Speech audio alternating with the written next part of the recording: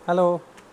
आप सभी को मेरा नमस्कार। मैं हूं डॉक्टर उत्तम कुमार लेंका। मैं कंसल्टेंट डर्मेटोलॉजिस्ट हूं, ट्राइकोलॉजिस्ट हूं, यानी स्किन एंड हेयर का स्पेशलिस्ट हूं, जो कोलकाता में काम करता हूं। आज मैं आप लोगों के सामने एक इम्पोर्टेंट टॉपिक लेके आया हूं। वो है समर में, यानी धूप के सीजन में धूप लगने से हमारा स्किन में क्या क्या एलर्जी होता है, इसके बारे में डिस्कस करेंगे। वैसे धूप लगने से तो बहुत सारा स्किन में प्रॉब्लम होता है, हमने बहुत बार डिस्कस किया है। और आज लेकिन हम आज पर्टिकुलरली डिस्कस करेंगे धूप से क्या क्या सन एलर्जी होता है, इसके बारे में हम डिस्कस करेंगे। वो कैसा होता है वो आपको बताएंगे, और इससे आप कैसे बचाव कर सकते हैं इसके बारे में बताएंगे। इसका ट्रीटमेंट भी क्या है ये भी आपको बताएंगे।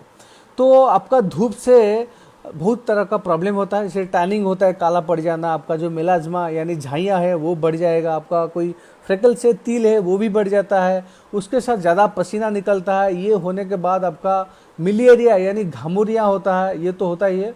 और आपका हो सकता है, एक होता है कोलिनर्जिक अर्टिकारिया, यानी पसीना के वजह से छोटा छोटा आम बात या पित्ती होता है, वो भी होता है। तो इसके बारे में हम डिटेल्स में नहीं बताएंगे, अभी नहीं बात करेंगे। अब बात करेंगे धूप से होने वाला एलर्जी, यानी स्किन में जो रैशेस होता है वो कैसे होता है और कहाँ होता है और कैसे पहचाने। नॉर्मली इसको हम बोलते हैं पीएमएलई, यानी पॉलीमॉर्फस लाइट इरप्शन। पॉली माने मल्टीपल, और मॉर्फस मतलब मॉर्फोलॉजी, लाइट इरप्शन यानी लाइट यानी धूप लगने के कारण से बहुत टाइप का एलर्जी होता है, इसीलिए इसको बोलते हैं पीएमएलई। तो ये नॉर्मली कहाँ होता है? हमारा जो सन एक्सपोज एरिया यानी चेहरा हुआ, जहाँ पे धूप लगता है, ये गर्दन हुआ, गला हुआ, और आपका ये जो अगर हाफ स्लीव्स पहनते हैं हाथ हुआ, तो ये जब लगता है तो चमड़ा निकल के सन बर्न हो सकता है या ब्लिस्टर्स हो सकता है।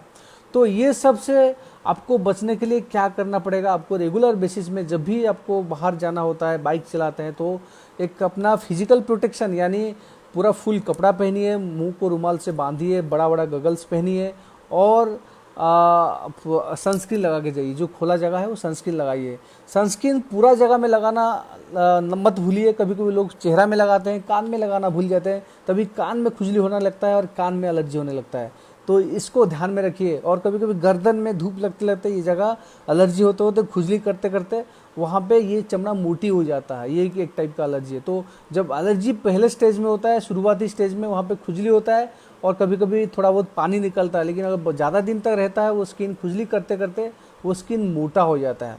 तो ये होता है पॉलीमॉर्फस लाइट इरप्शन। और कुछ लोगों जो रेगुलर धूप में काम करते हैं, एक होता है एक्टिनिक डर्माटाइटिस, यानी धूप से उनका चेहरा एकदम स्किन मोटा हो जाता है और वो भी खुजली होने लगता है।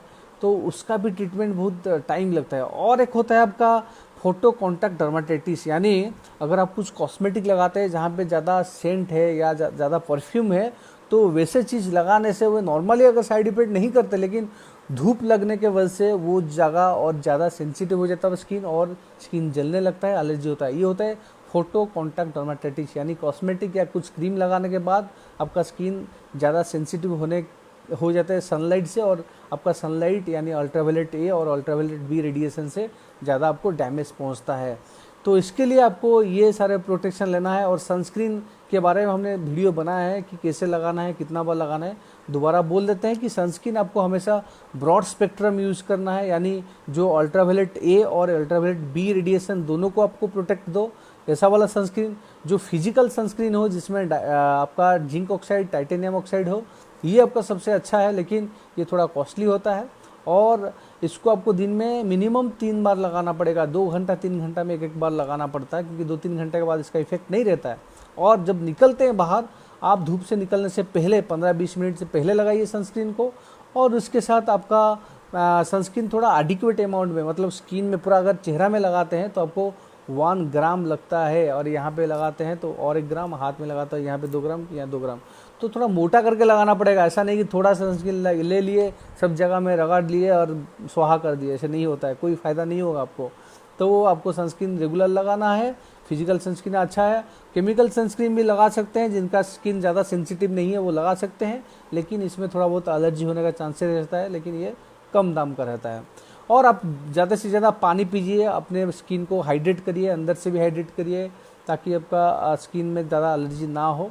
और कुछ दवाई खाने के बाद भी आपका ओरल दवाई से हाइड्रोक्सीक्लोरोक्विन हुआ, एंटी मलेरियल बोलते हैं, और और मिनोसाइक्लिन, आइसोट्रिटिन, ये सब खाने के बाद भी आपका स्किन में एलर्जिक रिएक्शन हो सकता है। अगर ऐसा कुछ दवाई खाते हैं, आपका डॉक्टर बोलते हैं कि ये दवाई खा के धूप में नहीं निकलना है या नहीं तो रात को खाना है, तो आपको ऐसे ही आपको उनका नियम सुनना है।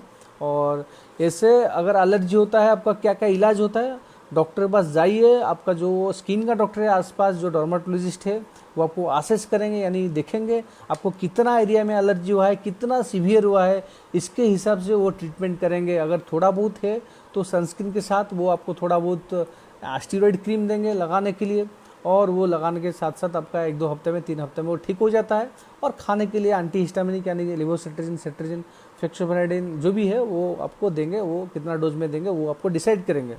और स्टीरॉयड क्रीम ऐसे दुकान से वैसे कुछ भी लेके मत लगाइए, क्योंकि हमेशा हम बोलते हैं स्टीरॉयड क्रीम हमेशा डॉक्टर के निगरानी से यानी डर्माटोलॉजिस्ट के सलाह से ही लगाना है।